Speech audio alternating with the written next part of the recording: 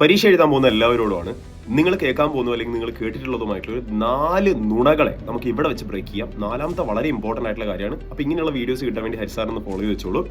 1ാമത്തെ കാര്യം, നിങ്ങളുടെ ഫേവറേറ്റ് ആയിട്ടുള്ള സബ്ജക്റ്റ് അല്ലെങ്കിൽ നിങ്ങൾക്ക് എളുപ്പമുള്ള സബ്ജക്റ്റ് നിങ്ങൾ പഠിക്കേണ്ട, കടുപ്പുള്ള സബ്ജക്റ്റ് പഠിച്ചാൽ മതി നല്ല മാർക്ക് കിട്ടാൻ. റോങ്. നിങ്ങൾ പഠിക്കേണ്ട കാര്യം, നിങ്ങൾക്ക് ഓരോ വിഷയത്തിനും നിങ്ങൾക്ക് എളുപ്പമുള്ള ആയിക്കോട്ടെ കടുപ്പുള്ള ആയിക്കോട്ടെ നിങ്ങൾക്ക് ആഡിക്വേറ്റ് ആയിട്ടുള്ള ടൈം നിങ്ങൾ അതിനെ അലോക്കേറ്റ് ചെയ്തിട്ട് പഠിക്കാൻ പറ്റിയില്ലെങ്കിൽ നിങ്ങളുടെ ഫേവറേറ്റ് ആയിട്ടുള്ള നിങ്ങളെ എളുപ്പമുള്ള സബ്ജക്റ്റ് നിങ്ങൾക്ക് എക്സാമിന് പണി തരാൻ ചാൻസ് ഉണ്ട്. അപ്പോൾ ആ ഒരു കാര്യം നിങ്ങളുടെ മനസ്സിൽ എപ്പോഴും ഉണ്ടാവുക. 2ാമത്തെ ഒരു കാര്യം, ക്വാളിറ്റിയിലല്ല കാര്യം ക്വാണ്ടിറ്റിയിലാണ് കാര്യം എന്ന് പറയുന്നവരോട് നിങ്ങൾ നോ പറയുക.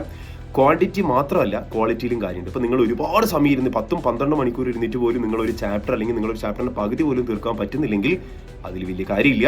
നിങ്ങൾ കുറച്ച് സമയം ഇരുന്നിട്ട് നിങ്ങൾക്ക് എല്ലാ കാര്യങ്ങളും വ്യക്തമായിട്ട് നിങ്ങളെ തലയിൽ കയറാൻ പറ്റുന്നുണ്ടെങ്കിൽ ക്വാളിറ്റി, അതാണ് ക്വാളിറ്റി. അപ്പം ക്വാണ്ടിറ്റിയിലല്ല കാര്യം ക്വാളിറ്റിയിലാണ് കാര്യം എന്നുള്ള കാര്യം നിങ്ങൾ മനസ്സിൽ വരിക. നെക്സ്റ്റ് 3ാമത്തെ ഒരു കാര്യമാണ് ഉറക്കത്തിൻ്റെ കാര്യം. നിങ്ങളൊരു നൈറ്റ് പേഴ്സൺ ആയിരിക്കാം, നിങ്ങളൊരു മോർണിംഗ് പേഴ്സൺ ആയിരിക്കാം. രണ്ടുപേർക്കും ഇപ്പോൾ ഉദാഹരണത്തിന് രണ്ടുപേർക്കും ഡിഫറൻ്റ് ആയിട്ടുള്ള സ്റ്റൈലായിരിക്കും പഠിക്കാൻ വേണ്ടിയിട്ട്.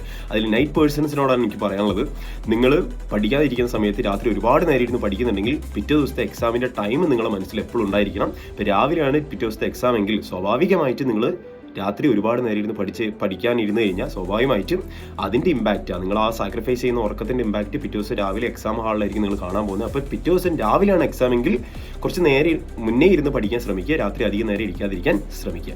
അവസാനത്തെയാണ് 4ാമത്തെ. ഇത് കുറേ പേരൊന്നും സാറിനോട് സപ്പോർട്ട് ചെയ്യാൻ പോകില്ല എന്ന് എനിക്കറിയാം.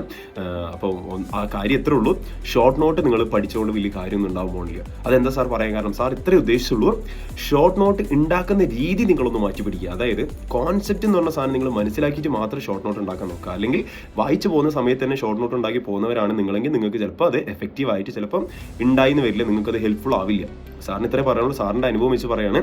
നിങ്ങളൊരു കോൺസെപ്റ്റ് ആദ്യം മനസ്സിലാക്കുക, എന്നിട്ട് മാത്രം നിങ്ങളത് ഷോർട്ട് നോട്ട് ഉണ്ടാക്കാൻ നോക്കുക, നിങ്ങളുടെ ഭാഷയിൽ ഉണ്ടാക്കാൻ നോക്കുക. എങ്കിൽ മാത്രമേ ഷോർട്ട് നോട്ട് കൊണ്ട് എഫക്റ്റീവ്നെസ് ഉണ്ടാവുള്ളൂ.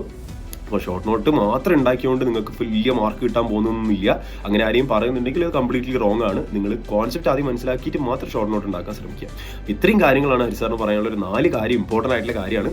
അപ്പോൾ ഇതുപോലുള്ള വീഡിയോസ് കിട്ടാൻ വേണ്ടി ഒന്ന് ജസ്റ്റ് ഫോളോ ചെയ്തോളൂ, മാക്സിമം ഷെയർ ചെയ്യുക, ലൈക്ക് ചെയ്യുക. നമുക്ക് ഇനിയും കാണാം. ബൈ.